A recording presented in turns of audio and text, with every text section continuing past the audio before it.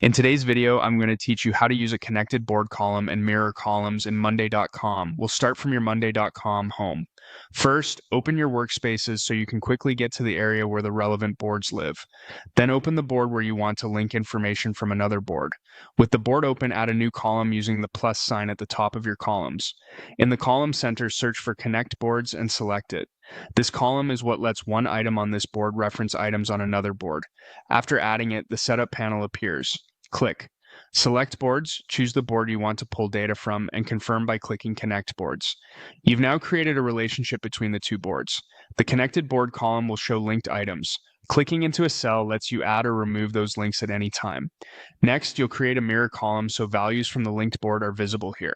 In the prompt, click Create a Mirror Column. This lets you surface specific fields from the connected items without duplicating data. Choose which field you want to mirror. Pick Status to display progress from the source item, so stakeholders can see at a glance whether work is stuck or done without leaving this board. Pick Group, if it's helpful to reflect which section of the source board the item belongs to, such as Backlog or In Progress.